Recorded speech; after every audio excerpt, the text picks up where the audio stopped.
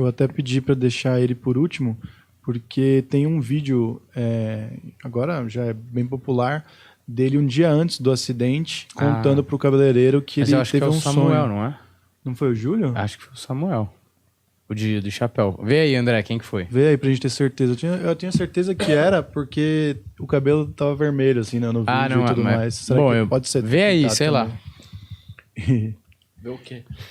Porra, quem falou que... Quem previu a morte do Mamonas? Que ele vai no cabeleireiro e ele fala que teve um sonho que o avião deles caía. Premonição. Não é?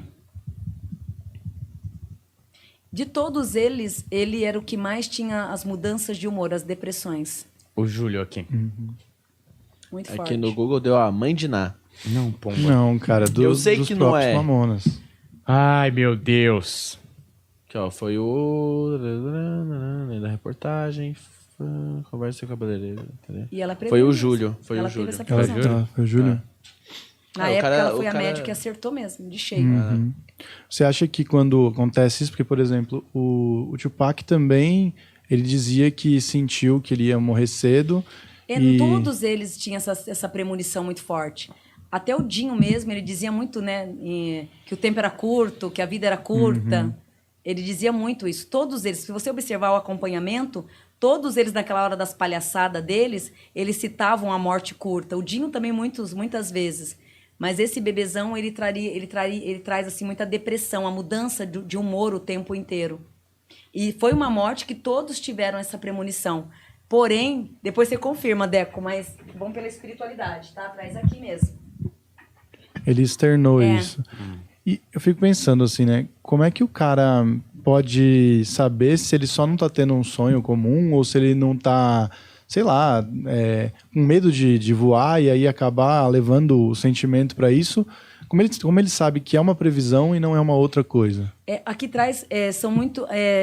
no lado da espiritualidade, todos eles carregavam uma mediunidade muito aflorada. Mas, porém, voltada ao lado da palhaçada o tempo inteiro, né? Do fazer o outro rir. Seria o lado espiritual da movimentação, da transmutação, que é o renascimento, né?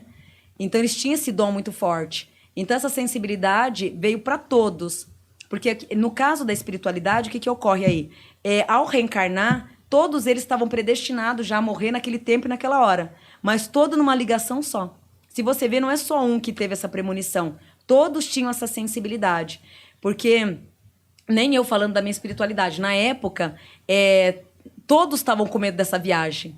Mas mesmo assim, brincando o tempo inteiro. Mas todos eles estavam com receio dessa viagem.